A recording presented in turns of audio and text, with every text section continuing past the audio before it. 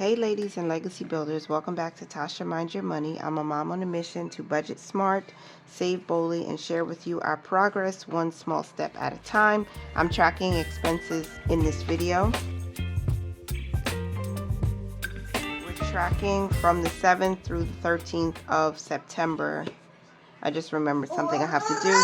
I'm going to start with the joint main account. I don't have my calculator, so this is going to be a little bit different. So at the end of week 1, we had $2.31 in the joint main, right? After all of the money moves and variable expenses and income. Starting in week 2, the first transaction was the 9th, and that was income. We had 2 incomes come in. Then I started making purchases for my son's birthday. So these are all of the birthday receipts that I just went through. And the first purchase was at Michael's. That was $9.66. On that day, I also purchased food for $22.34. I went through all of my receipts already. I'm just going to put in this envelope once I'm done so that I can keep a record of what we've spent throughout the whole month to make sure there's no discrepancy between what I've been tracking here and what I've been doing on the budget by paycheck worksheets. We had some maintenance on the car, and that was $60.22 to get the oil changed. I purchased another birthday gift. It's a big fancy train for my son. It was $156.42. That is coming from the birthday category. I keep all my receipts because sometimes I forget what I've been buying and what we've been doing, and it helps so we can categorize everything the right way. Purchase of food also on the 9th for $41.90. So let me also highlight that. I've already calculated everything because, again, I don't have my calculator. I don't know where it is, and I need to replace it. So I've been using my cell phone calculator. But if you know, you've been here for any amount of time, you know I use my phone to record. So I can't do both at the same time, calculate and record. So that was $147.49. That was at Costco. Oh, and $41.90 was at Trader Joe's. So that is food. I purchased yogurt, milk, coffee creamer, mostly at Trader Joe's because we just enjoy it. And some of the items that they offer are just healthier. So that's why I go to different stores, because we like specific things from certain stores. Costco, I bought beef that day. The beef was the most expensive thing. It was like almost $32 for the beef. But we want to keep our fridge and freezer stocked up. It gets darker earlier in the fall, so we try to limit how long we're out, you know, during the day. And the kids are going to start having different activities and school-related projects and stuff. So I want to be available for them. So I'm trying to stock up as much as possible. On the 10th, I had one purchase. There was one receipt for $29.76, but I bought some household items and some food items, so I had to itemize it. So $14.13 was household because that stuff was taxed. The rest of it was food for $15.63. And then let me highlight those too, because I've already tallied up everything. And there is a difference between what I talked about in my budget closeout. There was a purchase of something, $3.68. And then there was more birthday spending, $21.02 at Five Below, $12.58. The $12.58 was some cookies I bought for him to celebrate with his class. And then payroll, $684.53 came in. And then we had more food purchases. So we had 2 fast food runs. I think one was Chick-fil-A. The other one might have been Burger King. Is what it is. I was on the road quite a bit this past week. Okay, so $14.03, that was food. $12.14, that was food. And then we had the car loan come out for $120. And then we transferred $25 to the emergency fund. So that's our savings. We move over to the next page. On the same day, the 11th, we had gas purchase at $27.69, or at least that's when it posted. And then I went to the bakery and bought my son a birthday cake, so that was $17.99. Let me highlight the gas. Okay. Then purchase for household, $2.95. I realized I was using my personal money to make some purchases, but I didn't have enough in that account. So $2.95 is what came out of the joint account to cover where I was short.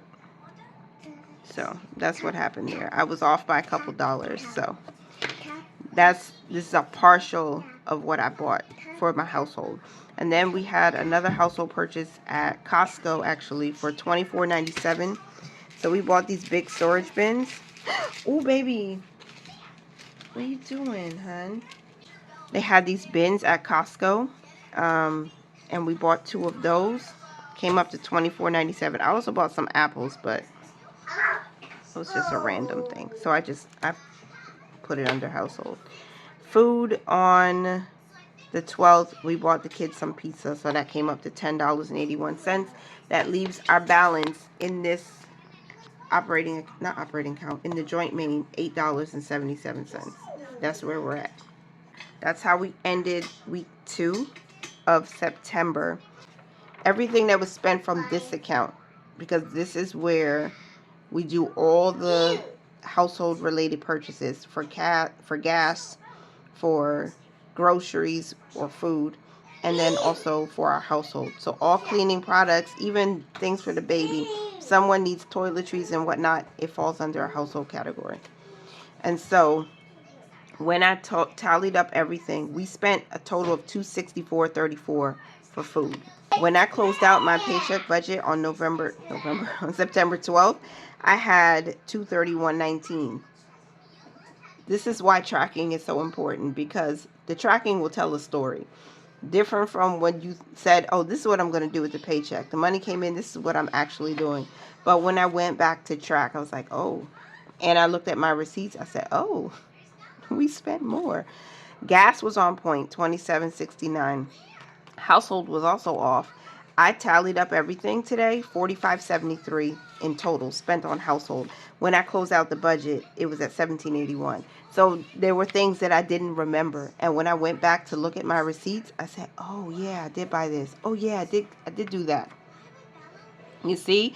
So I feel like my theory was correct, that I would be more on point, or at least more accurate about spending, if I keep my receipts and I itemize them between food, gas, and household. Like this is the actual of what happened. So I had to update my budget recap worksheet so it could reflect the exact amount of what we spent. So I had $231.19 for food, but it's actually $264.34, right? That's what I did. Gas was on point. The household was actually $45.73.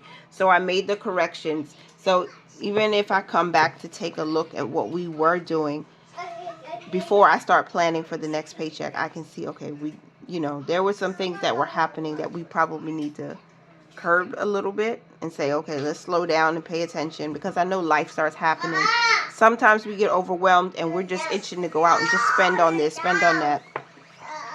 Sometimes it's necessary, sometimes it's just not. But this is the actual of what happened in the past week. All right, moving on to the operating account, and I'm going to sort out all these receipts. It looks a little hectic on my desk, but I'm getting it together. So for the operating account, second week, we had ended the first week with $4.17 in the operating account. We transferred in $18.47 from my Ally savings so I could purchase some things, and $18.59 we purchased at fast food. This was personal spending money that I just transferred here, and I used it because I didn't realize that Capital One and Discover were merging. I think I realized it, but I didn't know that they were going to change all these things. So they changed our debit card, and I was waiting for that debit card, and I wanted to make sure it worked. And I had to so I just used the debit card to purchase some fast food instead of using my Ally personal debit card. At Dollar Tree, I purchased something for $12.22. I'm not sure what I did purchase. Oh, I bought some stuff for the car. That's what I did. We transferred in $670, okay? We sent our tithe of $146. This is for paycheck 2. I withdrew $30, sent $150 to the bills account, $350 to the mortgage account, and then I purchased something at Stop and Shop for $13.86. That brought us down to 0. Yep, nothing in this account right now, not a cent. All right, then September bills account update. We have $152.49 in the bills account. And so that's how we ended week 2 of September. And that's what it looks like for our spending. It's not as much as August. August was like wild for spending, I feel it. But it's life. So these are all of the receipts for food for the second week. Right here, nice and neat. Doesn't have to be a fancy envelope. It just has to work. So this is the household receipt, but that's that. And then we have the gas receipt. And we'll put that in there. Okay. So all of my spending is tracked. I have my birthday receipts here that I'm going to keep just so. I think maybe $300 is a nice birthday budget. My 8-year-old loves trains. They can be pretty costly, the types of trains that he wants. So I think going forward, $300 might be a good budget for birthdays. How much do you normally budget for birthdays or like holidays, like Christmas, you know, when you celebrate and you want to give for your children or just for people you love? Let me know. And how do you figure it out? Depending, I mean, it's your budget, so basically you have to say what you're going to do. But when it comes to your children, it's just like, I just want to do more for them, you know? Okay, I'm going to set up a budget for paycheck number 3 for the month, and then I'll be finished with my reset for this week. So the top priority for, I'm about to say February, for September 19th paycheck is Malachi 7, verses 8 through 10. Will a man rob God? And this is something related to tithing and giving. And I had some comments about that, which is why I chose to put this as my top priority, to remember that this is a top priority. This is a foundational principle. So we will give, and that's just what it is. We're going to plan for $1,300. And since we do a zero-based budget, every single dime is going to be allocated. We're going to plan to give $130.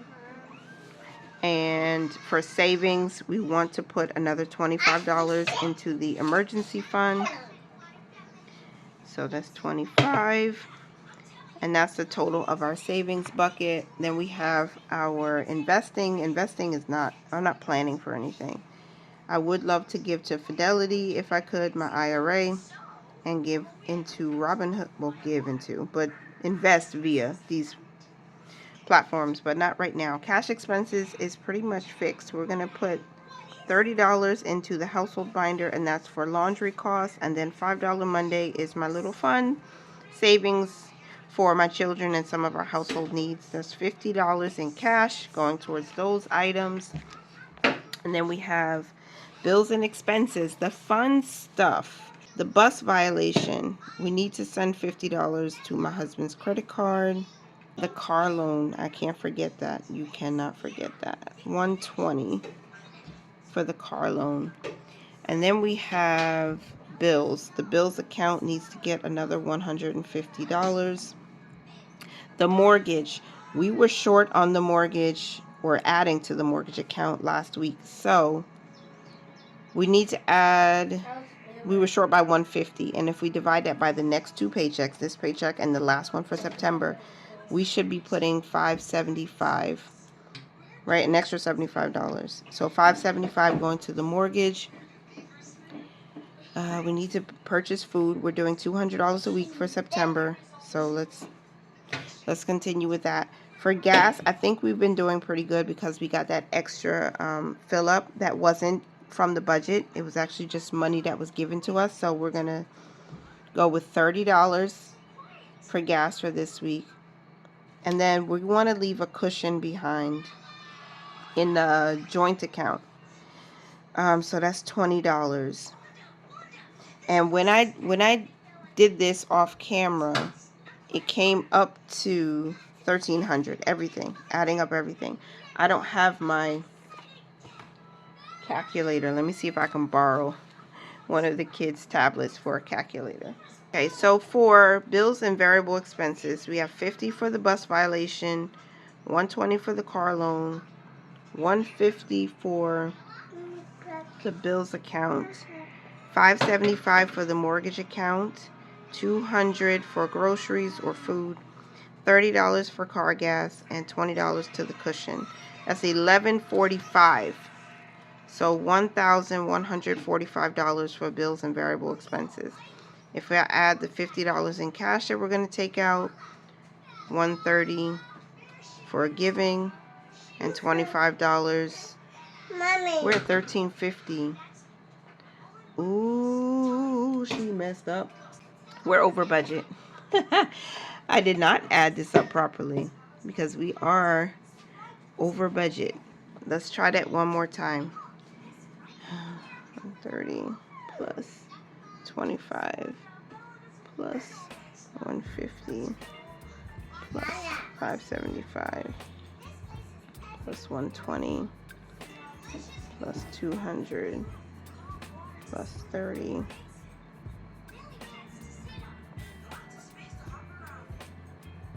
Okay, I did something wrong.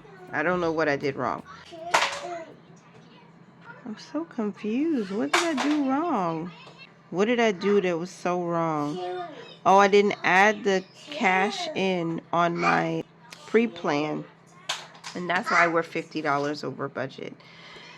So we don't have a zero-based budget today. The plan is actually coming up to $1,350. So the total income that we're planning with is $1,300 based on our monthly budget, and our total expenses $1,350. Oh my goodness. All right. So we have a shortfall of $50, and let's see what happens at the end of the week. I appreciate y'all for being here. Thank you to everyone who's been following and supporting me all this time. Thank you to, oh my gosh, I'm trying to remember your name, but you are always commenting, and you've been commenting on older videos. I see you watching. I see you commenting. I appreciate you. I'm sending love to you. Thank you so much for supporting me as I share my family's journey. And this is how I'm minding my money, ladies. Continue to mind your money, manage it well, and live your lives abundantly. And I'll talk to you in the next one. Bye for now.